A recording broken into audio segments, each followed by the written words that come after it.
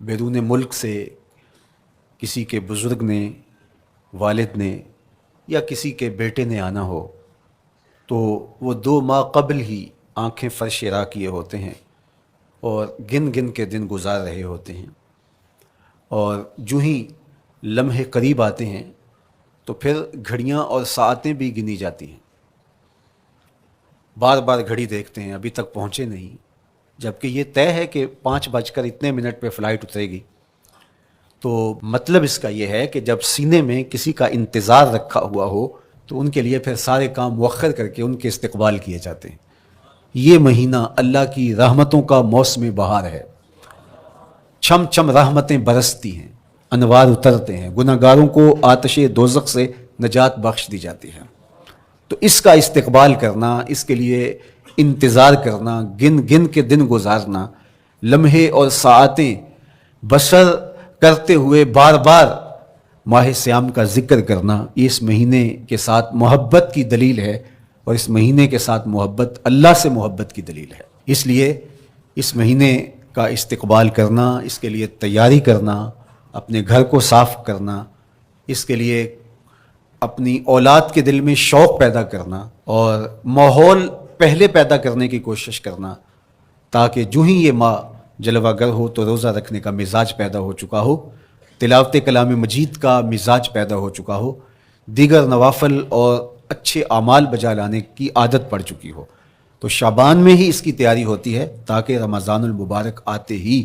ہم پوری طرح سے مستعد اور فعال ہو کر کے اس مہینے کی برکتوں کو سمیٹ لیں۔ اللہ کے محبوب علیہ السلام نے ارشاد فرمایا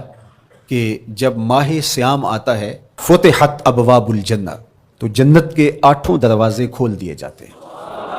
اور جنت کے 8 دروازوں میں سے ایک دروازے کا نام باب الریان رکھا گیا ہے، جو صرف روزہ داروں کے اعزاز و تکریم کے لیے ہے۔ روزہ دار اس دروازے سے گزر کے جنت جاتے ہیں۔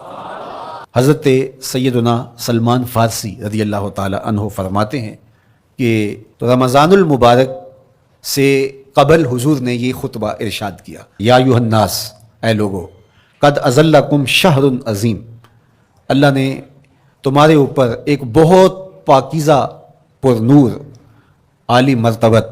مہینہ سایہ فگن کر دیا ہے۔ شہر فیہ لیلۃ خیر من الف شہر، اس مہینے میں ایک ایسی رات ہے جو 1000 مہینے سے بہتر ہے۔ جعل اللہ صیامہ فریدہ و قیام لیلۃ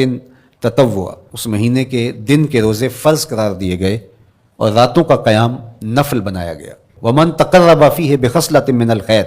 کان کمن ادى فریدۃ فیما سواہ، ایک نفل کا ثواب ایک فرض کے برابر اس مہینے میں کر دیا جاتا ہے۔ ومن ادى فریدۃ کان کمن ادى 70 فریدۃ فیما سواہ، اور اگر کوئی ایک فرض ادا کرتا ہے تو اس کو 70 فرائض کا ثواب ملتا ہے۔ وہو شہر الصبر، یہ مہینہ صبر سکھاتا ہے، ہونے کے باوجود بھی انسان تناول نہیں کرتا۔ ٹھنڈا میٹھا مشروب میسر ہے اور زبان کانٹا بن گئی، حلق خشک ہو گیا، لیکن اس کے باوجود بھی ایک گھونٹ حلق سے نیچے اتارنے کا روادار نہیں ہوتا، تو یہ صبر کی عادت ڈالتا ہے۔ اور سنو، صبر کا ثواب جنت ہے۔ وشہر المواسات، اور یہ ہمدردی کا مہینہ ہے، باہمی پیار کا مہینہ ہے، الفتیں بانٹنے کا مہینہ ہے، نرم دلی کا مہینہ ہے، ایک دوسرے کے احساس کا مہینہ ہے۔ جب کوئی شخص بھوک اور پیاس کاٹتا ہے تو اس کو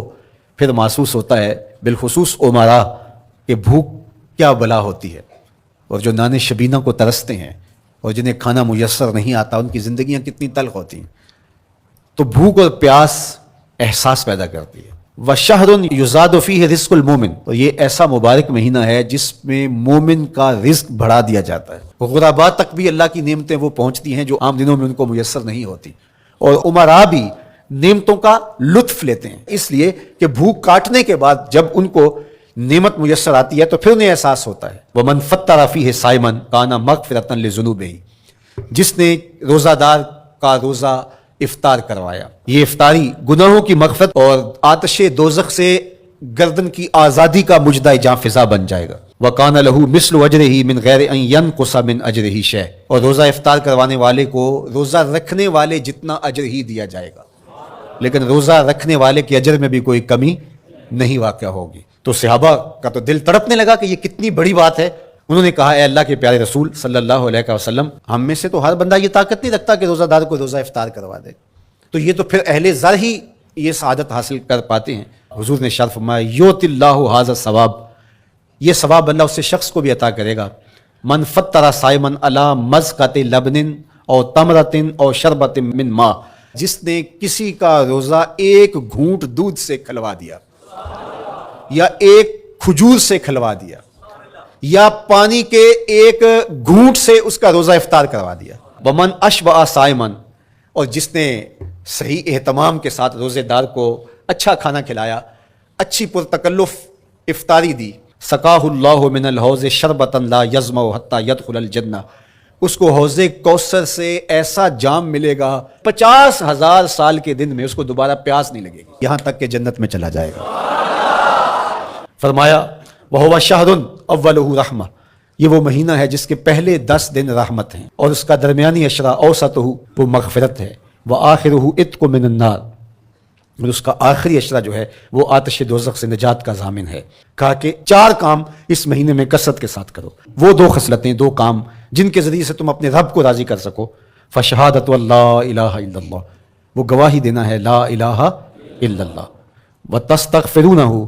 اور تم کثرت سے استغفار کرو، اللہ سے بخشش مانگو، اللہ سے جنت طلب کرو، اور